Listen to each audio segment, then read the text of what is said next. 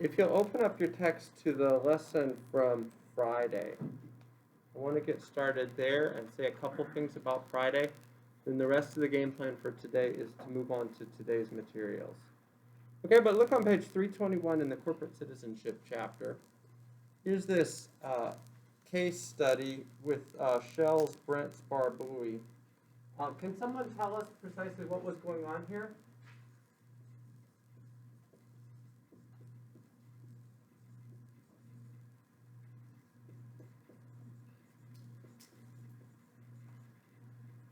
You guys did read it, yes?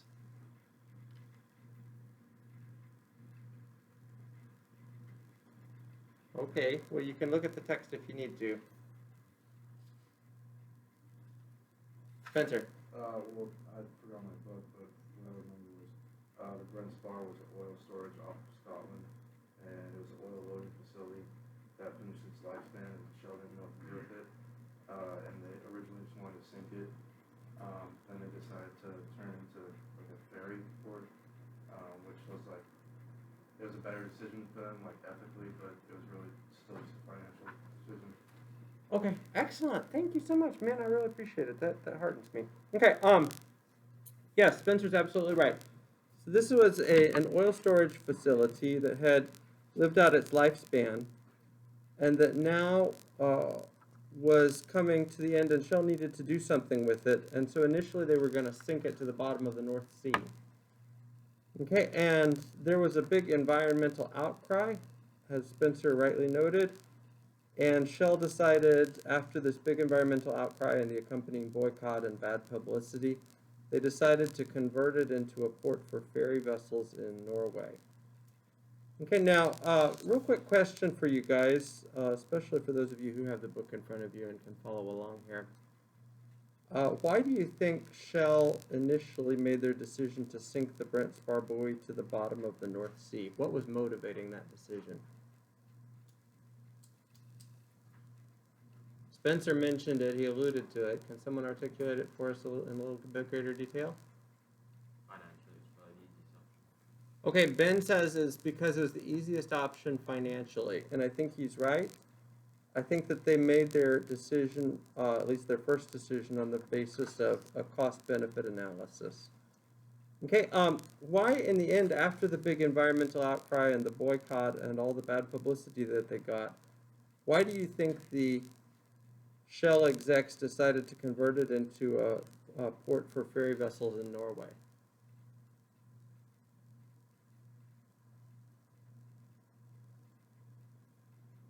This is a little more speculative. The text doesn't provide us with as much guidance here. I'm just asking if anybody wants to take a guess. Spencer also mentioned this, actually.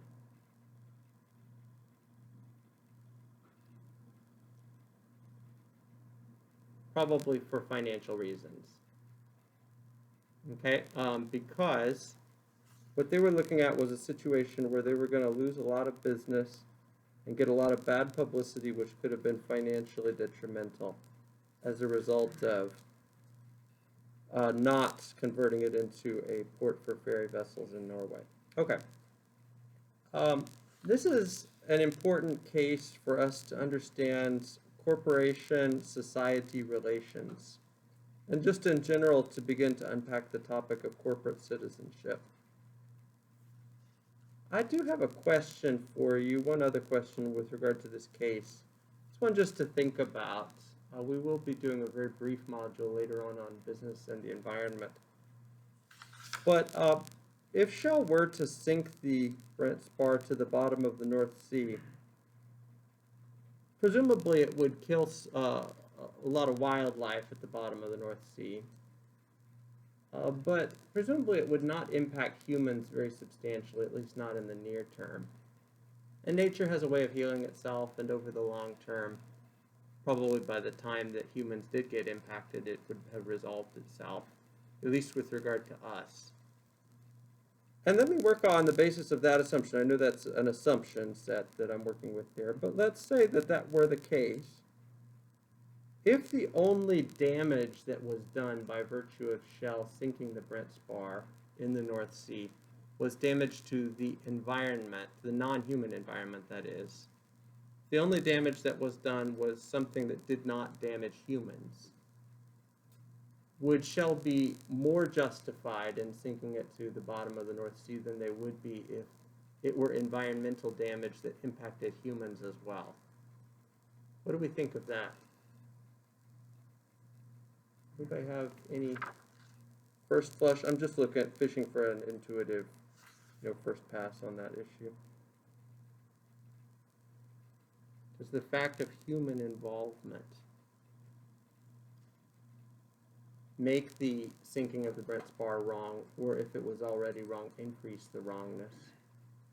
Is it wrong if no humans are impacted? It is.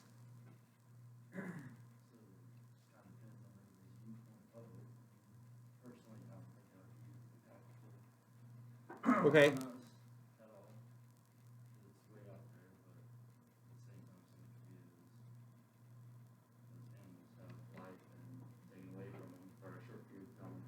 Sure. Yeah. Okay, so Morris says, Morris would come down on more the anthropocentric side of things, and I'm reading a little bit into your comment. He says, look, if humans aren't immediately touched, then it's hard to make a case that business might not be justified in, sinking this spent oil storage facility to the bottom of the ocean. After all, the money that they saved by doing so could be used for other purposes, if I could add something to his comment. Other purposes that might be constructive. Okay, so I think that there is a case to be made for that. On the other side, if I could push back, other people would argue that actually business has responsibilities vis-a-vis the environment, even if it is the non-human environment, because after all, humans are not the only species on the earth, and other things in the ecosystem are important as well, and business has obligations with regard to those other things, non-human things in the environmental surroundings. And it would be wrong for Shell to do damage even if human beings were not directly impacted. Okay, just keep that in mind. We're going to shelve that for a few class periods and return to that kind of a topic when we talk about business and the environment. I want to turn now to page 330, and I want to offer us in this chapter at least explicate for us a quick model of decision making with regard to corporate citizenship. Okay, so I like the way the book does this, and I wanted to highlight this for everybody. Okay, so it might be useful to think of concentric circles of citizenship when it comes to conceiving of decision making with regard to the community. Okay, so in the middle, of course, are primary responsibilities.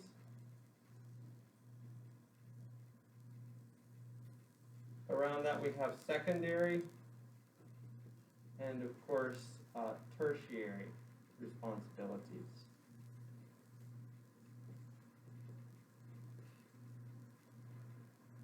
And primary responsibilities are those core moral responsibilities with regard to the community that the business is a part of. And if a business does not fulfill those core moral responsibilities, then it doesn't meet even the basic threshold of requirement for a morally justifiable or morally upright business. Okay, so reading at the top of page 331, primary responsibilities refer to the duties of strict justice towards people, including the obligation of both commutative and distributive justice. They include duties of justice related with economic, commercial, organizational, and citizenship responsibilities, along with responsibilities for sustainability. They include respecting human rights, honoring contracts, labeling products with accurate and relevant information, avoiding fraud, having compliance with fair laws, providing clear, honest annual reports, etc. Okay, if you're running a business, you must meet these kinds of expectations and responsibilities in order to fulfill the very basic threshold of moral legitimacy in the running of the business. Okay, these are obligatory responsibilities.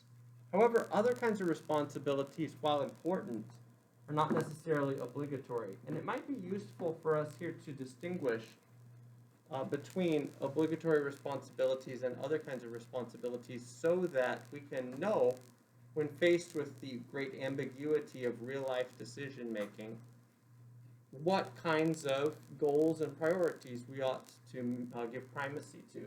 Okay, so it might be useful to introduce here the distinction that ethicists often make between different kinds of human responsibilities.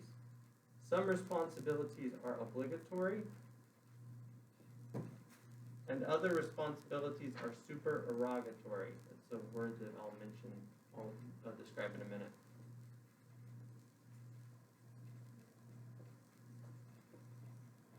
An obligatory responsibility is just that. It's a responsibility that you must do. If you do not do an obligatory responsibility, then you're violating basic expectations for human behavior. Okay, I've got 3 little kiddos. They are 5, 3, and 1. Okay, our house is kind of a madhouse right now. And all little girls. My wife is preggers with our 4th. She'll be due in May, so it's gonna be a pretty crazy semester for me. If my wife and I were to stop feeding our kids, all of us in this room would condemn my decision, my wife's decision, okay? It doesn't fulfill a core obligatory responsibility of parenting. Okay, but there are other kinds of responsibilities that are not necessarily obligatory, but that are more of a supererogatory nature. They are a good idea to do, but are not required. Okay, a supererogatory responsibility is a moral responsibility that you should do, but you don't have to do. In other words, you can still be a decent business or a decent person if you don't do them. But you can't be a decent business or a decent person if you don't do the obligatory responsibilities. What would be an example of a supererogatory responsibility? Well, my oldest daughter is 5 years old. Let's say 10 years from now, she comes home from school and she says, "Dad, I'm having trouble with my math homework. Can you help me?" And I'm sitting on the couch at the time and I'm watching Netflix or whatever the equivalent is at that time. And I say, "Nah, babe, you know, I'm into my show. I don't want to help. You go solve your own math problems." Okay, we would probably say of me that I'm being selfish as a parent. And, you know, I probably ought to help my daughter with her math, but it's not something that is an obligation. It doesn't rise to the level of obligatory responsibility like feeding her when she is 5 years old. Okay, it is a supererogatory responsibility. It is a good idea to do, but not a requirement that I do it. Okay, a good formula that might help you to think about supererogatory responsibilities is all may do them, none must do them, most should do them. All may, none must, most should. Okay, let's look at examples of supererogatory responsibilities in the concentric circles model, secondary and tertiary responsibilities. Okay, secondary responsibilities are, for instance, I'm reading here on 331, giving employees the necessary training to maintain their employability, keeping regular suppliers informed of developments inside the company, responding quickly to customer complaints, maintaining an active dialogue with primary stakeholders, etc. Okay, all companies may provide good customer service, none must, most should. It is more of a supererogatory responsibility than a primary responsibility. And then, of course, there are even lesser responsibilities, tertiary responsibilities. And I'm turning the page here. They include things like, well, these seem more important actually than tertiary responsibilities. But they include things like hiring disabled people, fostering family values, promoting women's rights, fighting against discrimination, integrating immigrant workers and other marginalized groups, supporting universities, etc. Okay, I'm not sure if I would include some of those in the tertiary responsibilities list. They seem to be more important than that, but you get the idea. there are certain responsibilities that are of an even lesser nature. Now, in real life decision making, you've got to make game time decisions about how to allocate the company's money with regard to the community and other stakeholders. And that means some groups win out and other groups lose, and it might be useful to think of your decision making in terms of the concentric circles model of primary, secondary, and tertiary responsibilities. I want to offer us now a case study, which I think will give us a good example of a business that has been run for a long time on principles of good corporate responsibility and good corporate citizenship. While I'm loading this, are there any questions about the concentric circles model?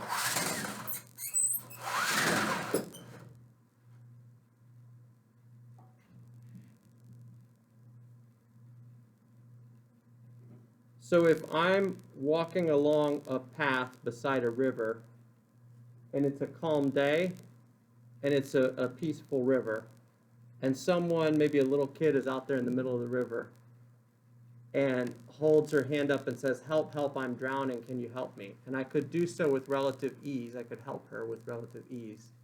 Is that an obligatory responsibility or a supererogatory responsibility? Probably obligatory, right? If it is a swollen river, a wild raging river, a stormy night, it's relatively unlikely. I mean, I could reach her, but the odds are against it. It's probably more of a supererogatory responsibility. It would be a heroic action. We would say of me I was a moral hero if I were to plunge in and try to rescue her. But in the second situation, it's probably not an obligatory responsibility. Okay, is that on now? I turned it on. Let's try again. It's on now? Did it just come on? Okay. Maria, could you hit the lights for us, please? Thank you.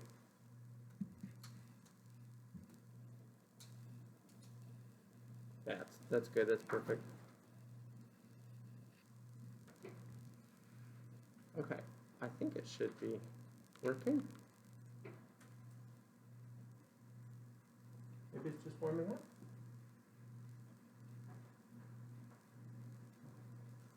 Input.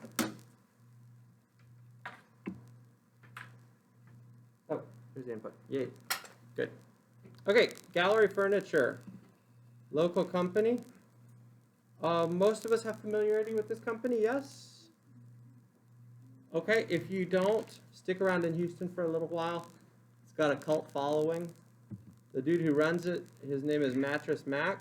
His ads are incredibly obnoxious, but he himself has a warm heart. His dream many years ago was to build the world's greatest furniture store. And it's got a folksy start, this company does. He began with $5,000 and operated under tents on the side of the freeway. His business motto has always been grateful for everything, entitled to nothing. He now runs a multi-million-dollar company with 400 American employees, and all his furniture is made in America. This is a Houston area privately held company. You can see there are stores all over, although they have begun to expand beyond this area. He's known as Houston's philanthropist. He says he believes in capitalism with the cause and says frequently, why work so hard if you can't do something positive with what you earn? Among the examples of things that he's done has been help build the first mobile stroke unit. He's raised millions for tsunami disaster relief. During the Astros trips to the World Series, he has, on his own dime, run campaigns where he flies people to the opposing team's ballpark outside of Houston. He also is well known for his mattress giveaways surrounding the Astros. You probably have seen billboards or ads on TV, spots on TV advertising this. I think my understanding is, maybe someone correct me if I'm wrong, but I believe if you buy a mattress, a qualifying mattress, and the Astros win the World Series, you get it for free. but you got to gamble and buy the mattress before they actually get into the playoffs. So it gives them good publicity. It's kind of a marketing shtick. All right, let's talk a little bit about some of his specifics. He's often a motivational speaker. I love this first step to success: find a job you love to do. I see so many people go into jobs for long periods of time that they do not like. And you don't have to live your life that way. You can live your life working a job every day that you enjoy. Okay, Mattress Mac is well known for his help after Harvey. In 2017, he said, at the time, being together in a space is helpful for all of us. People don't feel like they are on their own. I am just doing what I can to help. He opened up his stores so people could come in and sleep on the mattresses, offered company trucks, spent himself many hours retrieving victims from floods. A bunch of us did that. He had also previously opened up his stores to Hurricane Katrina evacuees. By the way, his own house was flooded during all this time. Other various crisis cleanup efforts. He says it reaffirms your faith in mankind when you see people coming in and giving up what they don't need. There's an incredible outpouring of support. It's just tremendous. Okay, now, Mattress Mac's helping hand does improve Gallery Furniture's business in tangible ways.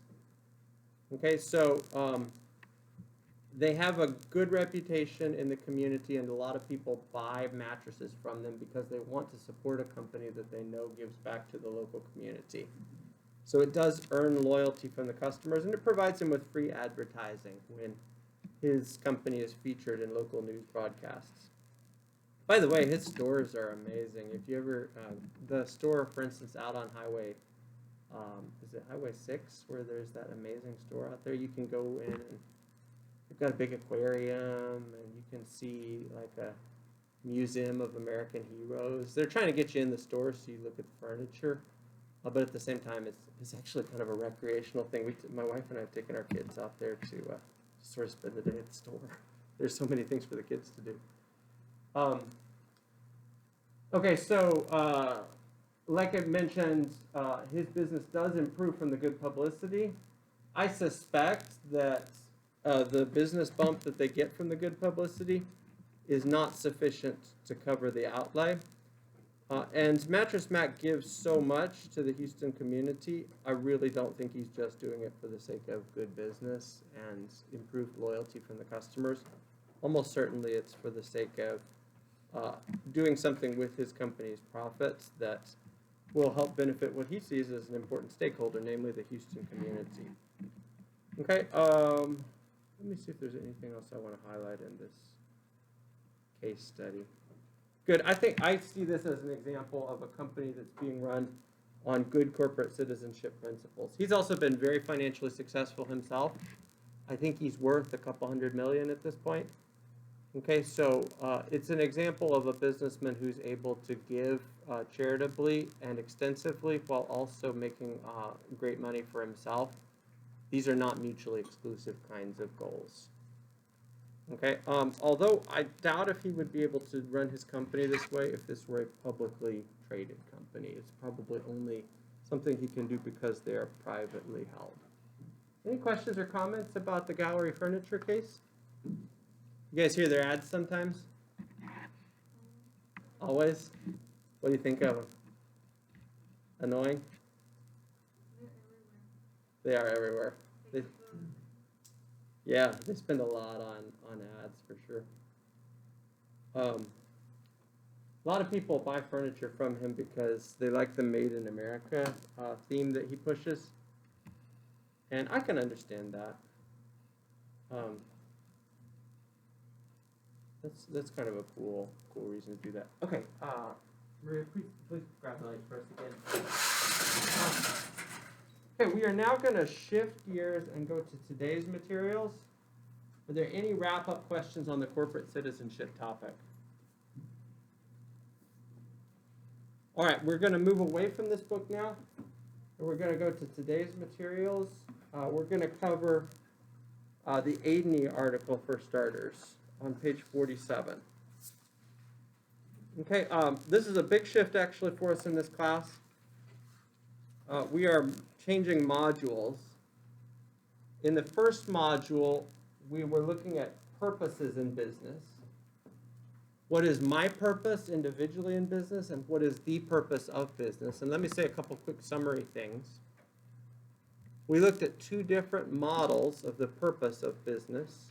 One was the shareholder model, espoused by Milton Friedman, which is that the purpose of business is to do as the owner's desire, and usually that desire is to make money. The other is the stakeholder model, which says the purpose of business is to benefit a variety of different stakeholders. Okay, and then we also talked a little bit about individual purposes in business, and I want to use this second module to focus more on that individual purpose in business question. What is my purpose as an individual in business? Okay, because I want to talk in the second module about how one can be a Christian in a capitalist business system. And I think that one can be a very successful Christian in a capitalist business system. Capitalism is not Christian, but you can operate within capitalism in a manner that is consistent with Christian moral teachings. At least I'd like to convince you of that in the course of this second module. Open up your Beyond Integrity text to the Aidney article. Let's go ahead and pull out this text now. Okay, I don't see any here. There's one in the back. Please bring your text to class, okay? Have people not gotten the text yet? What's the deal? What's going on here? This was the scheduled reading for today. Anyone want to fess up? Have we gotten the text? Does the bookstore have the text? Yeah, I have it. I just didn't know it was just That's cool. That's cool. Thank you. Okay, good. All right, others, please bring your text to class, okay? Are people doing the readings? If this were a normal semester and not a COVID semester, I'd be able to help you guys out with the readings by keeping reading accountability with regular reading quizzes. But since a large percentage of our population in this class is online only, I can't do that. Okay. So I'm just kind of all I can do this semester is just urge you, please do the readings. You will get a lot more out of the class if you do follow along and do the readings. Okay. All right. Thank you all. Okay, let's look at the Aidney article on page 47. And those of you who do not have your text, just follow along as I talk about this. Okay. We're going to have to keep a tight board this semester because I got to do everything in front of the video. So I will be erasing and just doing my notes, my board notes, just right up here.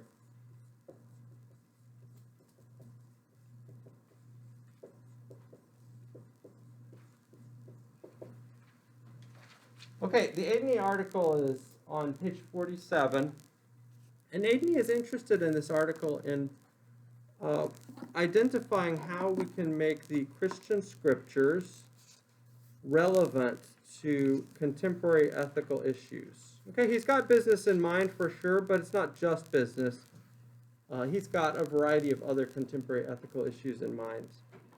Okay, and he is keen to point out on page 48 that when we do make the decision, okay, and I hope that those of us who are Christians are willing to make the decision to make the Christian scriptures important for our moral decision making. When we do make that decision, we immediately find that we are faced with difficulties. For instance, on page 48, first column,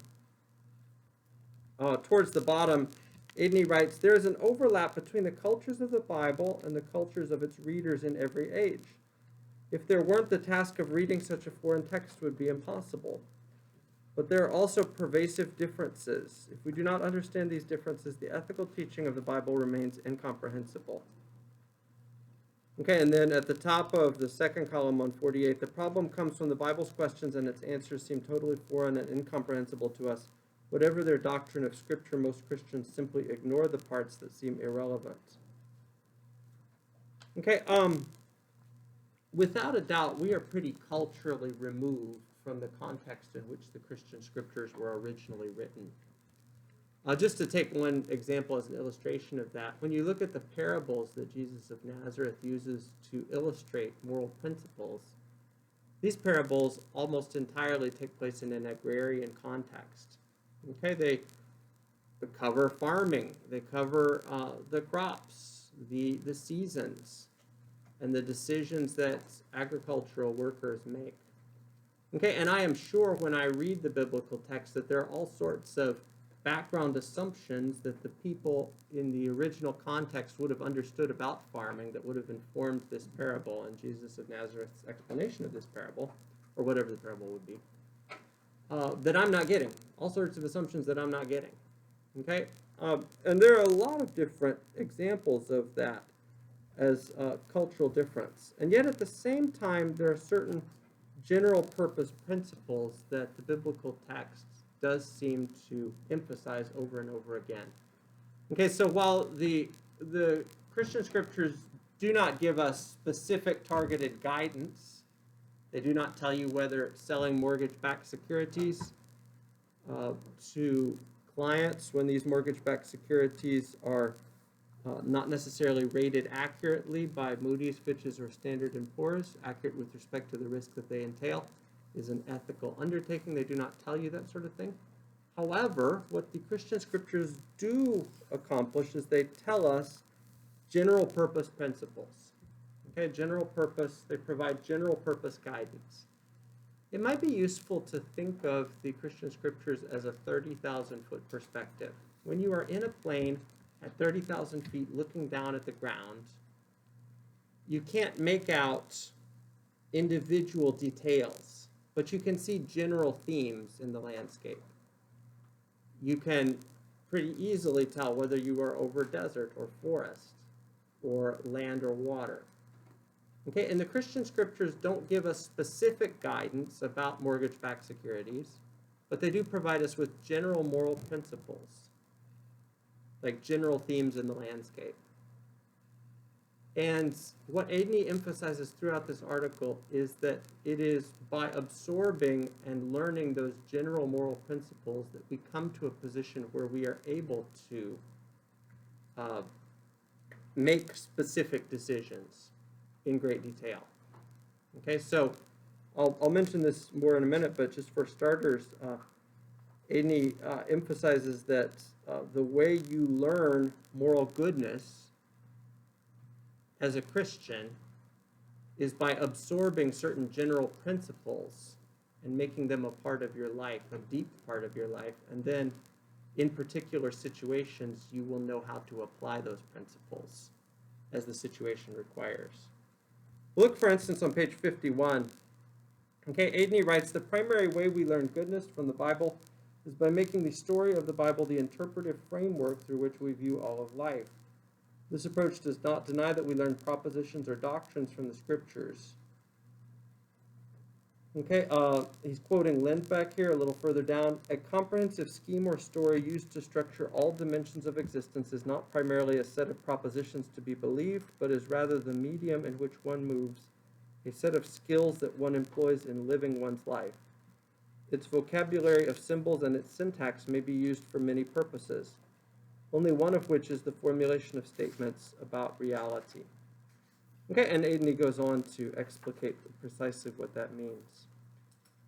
Here's how you become a business person who lives your life in business in accordance with Christian moral principles. You absorb the general purpose moral teachings of the Christian scriptures deeply into your life. You make them an everyday pattern, a decision-making rubric, as it were, that you continually employ so that it just becomes the way you think. And then you act in the moment in a way that is consistent with those principles. It is not possible, I believe this to be the case, it is not possible for us just to wake up one day at age 53 as an upper-level executive in a company, having lived, say, 25 years in the corporate world in a way that is, inconsistent with Christian principles, or in a way that is removed from Christian moral teaching, and then suddenly to turn to the Christian scriptures and to think that we know how to act in accordance with Christian moral teachings. That's not the way you learn morality. The way you learn morality is by making it a regular part of your life, something that is consistently a part of your life. And that's what Adeny says when he's talking about making it the dimension through which we view our existence. Okay, what do I mean? Well, when we look from a 30,000-foot perspective at the Christian scriptures, it becomes immediately evident that the scriptures have several serious things to say about money and about business. One of the most serious things they have to say is that we need to care for poor people. Okay, that's just a theme that's present throughout the scriptures. There are lots and lots of passages that reference things like remembering the importance of justice for the poor, or not using the court system to try to discriminate against poor people just because we can do so because we're wealthy and powerful, or providing fair rents and fair contract negotiations with the impoverished. Okay, this is a theme that is, I mean, really, it is all over the place in the Christian scriptures. Okay, the way you become a business person who acts consistently with Christian moral teaching is by making that theme, that 30,000-foot theme, concern for the poor, a regular part of your business practices. I mean, generosity for the poor, if you just make it a regular part of your business practices, it becomes something that you will naturally do at age 53 when you're facing a difficult decision. If it's just something that's just a normal part of your everyday routine. Okay, there are other themes that you can find in the Christian scriptures. Okay, the importance of saving and investing.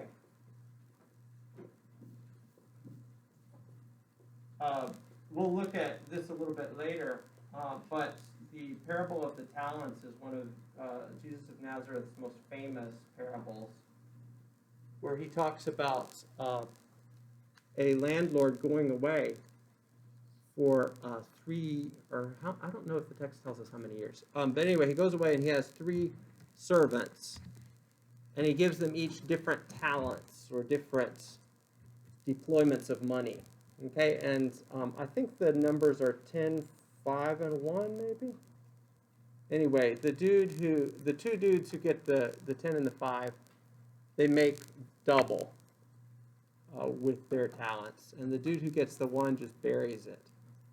And when the landlord comes back, he chastises the dude who just buried the 1, but praises those who deployed their loaned money for good purposes. Okay, and the theme of the parable seems to be the importance of deploying one's money in a successful manner. That's definitely a theme you can find throughout the Christian scriptures. Okay, other themes you can find, keeping contracts or keeping one's word, telling the truth in business. Okay, when you become a truth-telling business person, as a pattern of daily action, it will not be difficult for you to do so, even when it is painful, when telling the truth and keeping your contracts ends up hurting your business in the short term. Okay, there are a bunch of other themes. I want to highlight one other theme.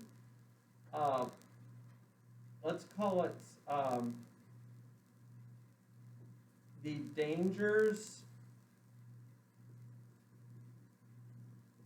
of the love of money. This is a theme that's present throughout the Christian scriptures.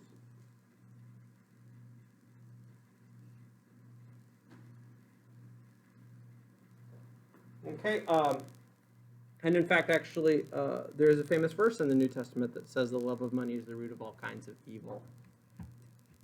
That's an important check, I think, especially for us who are going into business. The love of money is the root of all kinds of evil. What precisely does that mean? I think that it probably means something like the following. Money drives people, and the desire for money drives people into all sorts of moral wrongdoing, all sorts of exploitation of others, all sorts of dastardly deeds that they otherwise wouldn't be incentivized to do but for the love of money. Okay, now this is kind of a sticky issue. After all, one of the purposes of business, I mean, maybe the main purpose of business on a lot of people's understanding of business, is to make money. So this is kind of a sticky issue. How can you be a Christian in business and not fall prey to some of the moral temptations that the love of money can incentivize you to do? Let me actually just throw that out there for just a second. We will come back to some of these other themes from the Christian Scriptures teachings on money and from the Aidney article. But let me throw this out here. I think most of us would agree, maybe all of us would agree, that greed is a vice, and being excessively desirous of money or excessively in love with money is a dangerous thing. However, money is very valuable. Money can accomplish many things for us. Okay, money can buy you time with friends and family. It can buy you an opportunity to get education. Money can be deployed for a variety of useful purposes. So money is valuable for sure. How does one strike a balance between using money in valuable ways that are constructive in one's life and help, the lives of the people around one, and not falling into that greedy, desirous mindset that we see so often among corporate execs that leads them to make decisions that just, run over others or exploit large groups of people or lead to various different excesses. How can you have a healthy relationship of money that doesn't fall into the trap of excessive love of money? Let me throw that out there and see if there are any intuitive thoughts here. What do you guys think? Have you guys all felt the lure of the excessive love of money? I mean, I surely have. What do you guys think of how you can avoid that? I think you have to make it a habit even when you don't have that much. So those who start off with a low paying job, they can have to give away that money away and help others and just focus more on what you're doing than how much you can be doing. Okay, so be content with your situation, maybe and make that a regular habit. A habit of contentment is a way to avoid the excessive love of money. Good. What else? What do you guys think?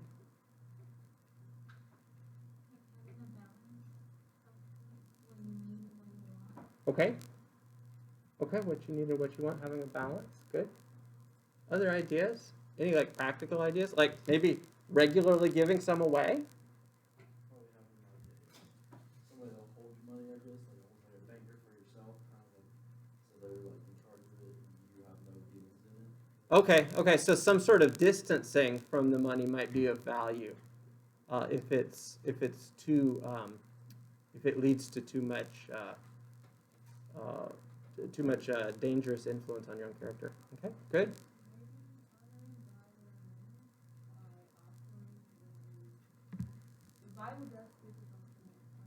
Mm-hmm. Oh yeah. And in fact, we are told throughout the scriptures that an important part of our lives as God-honoring people needs to be regularly giving our money, a percentage of our money, to support the church and to support upright causes. Yusuf, how can you avoid the excessive love of money? Not have capitalism. Capitalism does incentivize a desire for money. That is for sure the case. Yeah, a lot of greed comes from that. The question is the solution removing the incentives for people to make money? That is the big question. Yeah. No, I hear you, man. I hear you. Capitalism, without a doubt, in pitting us against each other in a competitive format, incentivizes the desire for money. Yusuf is right. It also incentivizes greater efficiencies, greater creativity, all sorts of innovations, which come with that. Alternative systems have been proposed, systems that de-incentivize this desire for money. And look, I'm with Yusuf. I totally have seen how the desire for money leads business persons into all sorts of horrible behavior, where they do terrible things to their fellow human beings. I see that. I totally see that. Other systems have been proposed where the desire for money gets, neutered or de-incentivized. Systems that distribute resources more equitably, for instance. The question is, are those systems any better? They often lead to inefficiencies because people aren't incentivized to find more efficient ways of deploying the product or creating the service or the good in question. So there are downsides to other systems for sure. I guess for our purposes, since, even if we were all to band together, we couldn't change capitalism. I guess for our purposes, the goal here for us in this module should be, how can we operate within a capitalist system in a manner that is protected from some of its incentives to the excessive love of money? How can we ourselves be good business persons and good persons morally in a manner that is morally fortified against some of the temptations that are dangerous? Okay? Does anyone want a last word on that topic on the day? Yeah, Loida? What's that? Well, I do have a few other things to say about this topic. We're going to talk about it in the course of the module. I would say, speaking personally, I have found a very valuable regular habits to protect myself from greed, from excessive love of money, is to just make it a regular habit to give a certain percentage of my income away, a substantial percentage actually. It's I don't know. You could see it as kind of like a purging or a cleansing or something like that. In addition to the value of giving away just for its own sake, but also it has value for me as well. Like it keeps me from, excessive like hoarding of wealth or something like that, which is just so dangerous morally. It just eats you up inside. So regularly giving money away to the less fortunate, to causes that are worthy, things like that is a valuable kind of a practice I've found, at least for myself in my own life. Okay, we'll let that be the last word for the day.